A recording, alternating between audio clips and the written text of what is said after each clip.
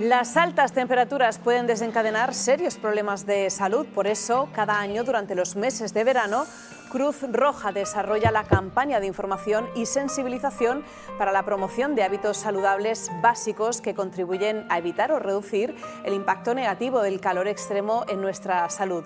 Hoy vamos a conocer esa campaña para poder hacer frente a este tiempo que, como ven, anda un poco loco. Bueno, está con nosotros Belén Martínez Aguado, que es directora de salud de Cruz Roja en la región de Murcia, y también nos acompaña Damián Jara, que es voluntario especialista en primeros auxilios, socorrismo y emergencias. Bienvenidos a los dos, muchísimas gracias por estar con nosotros. Y bueno, cada vez que arranca el verano, Cruz Roja lanza esta campaña para concienciarnos sobre la importancia de extremar las precauciones de cara a una ola de calor. Yo, como decía, de manera espontánea, el tiempo está loco porque verdaderamente vivimos temperaturas extremas y bueno, ayer además con las tormentas. Y háblame, Belén, de esta campaña que un año más lanzáis precisamente desde Cruz Roja para concienciar del impacto que puede tener el calor sobre nuestra salud. Sí, efectivamente. Cruz Roja lanza todos los años esta campaña que empieza siempre a mitad de mayo hasta mitad de septiembre, sobre la sensibilización y la concienciación de los problemas que pueden tener para la salud el calor, y sobre todo viviendo en una región como vivimos nosotros en Murcia, que siempre terminamos experimentando un calor extremo y que afecta muchísimo a nuestra salud, a nuestro comportamiento, a nuestra salud mental durante estos meses tan duros que tenemos aquí. Pero bueno, es una campaña a nivel nacional que elabora Cruz Roja en cualquier parte de España. Y bueno, se llama En Guardia contra el Calor, ¿vale? Porque en realidad tenemos que estar en alerta. Como muchas veces con mucha gente dice, muchas veces hablamos con personas, ya estamos otra vez con el calor, todos los años repitiendo lo mismo. Es el tema de conversación. El tema de conversación, vuelve el calor, otra vez vamos a decir lo mismo de siempre. Pero es que es verdad que está muy bien repetir y concienciar y volver a hablar de ello y sensibilizar, porque es que cada año ocurren golpes de calor, o sea, no dejan de ocurrir porque hablemos mucho de ello cada año. Sí que es verdad que a nivel, por ejemplo, laboral, se han disminuido muchísimo de un año para otro los casos de golpes de calor de gente que trabaja en calle, en sitios donde lógicamente pasan altas temperaturas. Se reduce muchísimo, pero aún así siguen ocurriendo y ocurren por muchos factores que pueden influir en la salud, no solo el calor, sino que el calor incrementa muchos problemas de salud que podemos tener.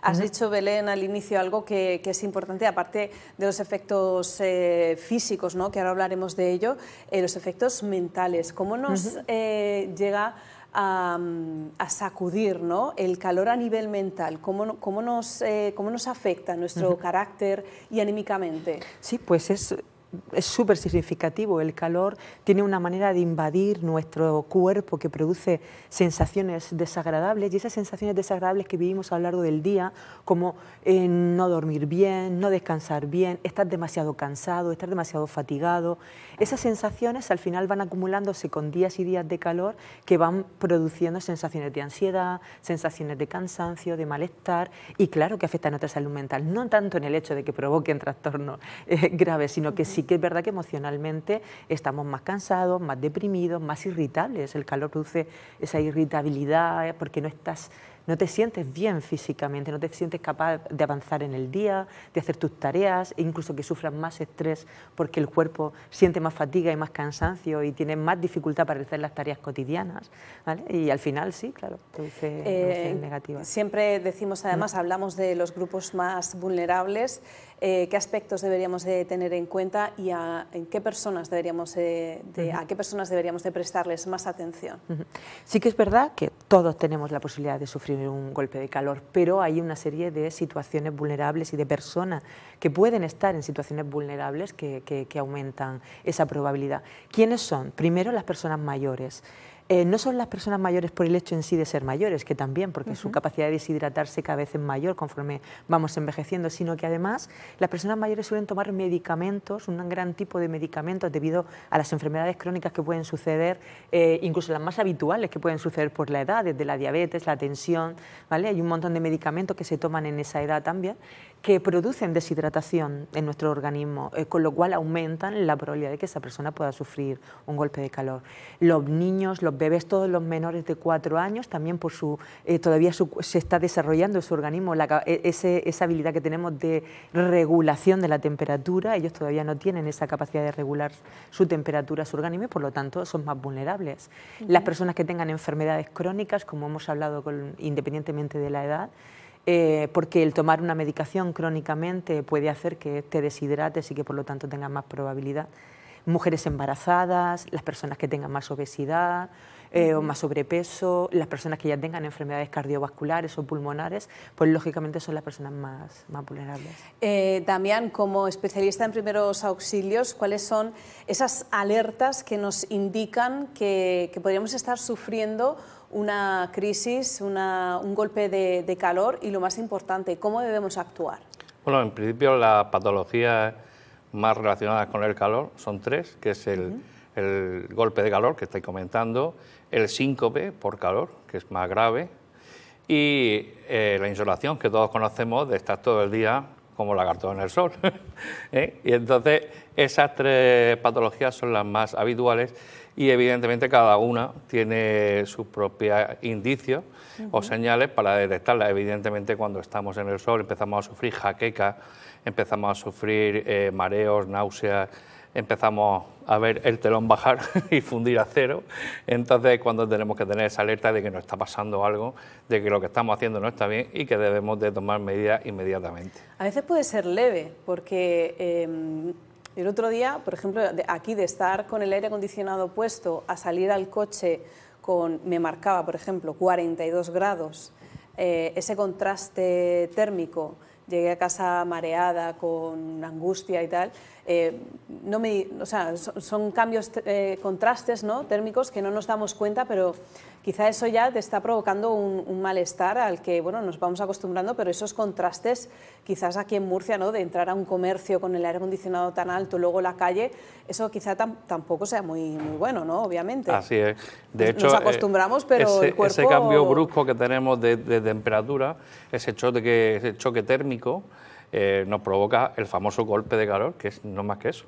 Claro. Náuseas, mareos, etcétera, provocados por ese cambio brusco de temperatura, que no es aconsejable en ningún caso, y que por lo tanto nuestra actuación debe ir también, en cuanto a primeros auxilios en este caso, debe ir orientada tampoco por proporcionar fuentes de frío demasiado extremas contra esa calor que tenemos, ¿vale? Sino tiene que ser algo gradual y relajado poco a poco. ¿Y qué podemos hacer en esos momentos en los que vemos que nos estamos mareando, que nos sentimos mal, que nos dan náuseas? ¿Cómo actuar? Bueno, en primer caso, siempre, por supuesto, los mejores primeros auxilios son la prevención.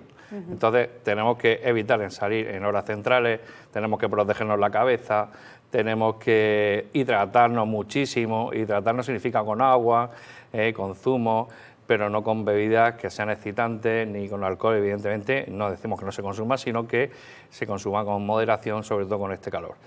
Y luego los primeros auxilios indicados para un golpe de calor, para un síncope, evidentemente si hay desvanecimiento, posición anti-shock, es decir, piernas elevadas en el caso del desvanecimiento, y en general pues retirar a la víctima a un lugar que esté sombreado, donde haya fresquito, donde le podamos hacer un poco de aire, ¿no?, que vaya recuperando, abrir un poco la ropa, ¿no?, soltarle un poco las prendas, que se abran un poquito, que podamos sentirnos un poco más ligeros, y dar un poquito de agua, en los casos no agua fría, como he dicho, los choques térmicos no están indicados, sino que le daríamos un poquito de agua para recuperarlo un poco. También pues poner un poquito de agua en la cabeza, en el cuello, en las muñecas, porque es las zonas del cuerpo por donde antes se coge y se pierde calor.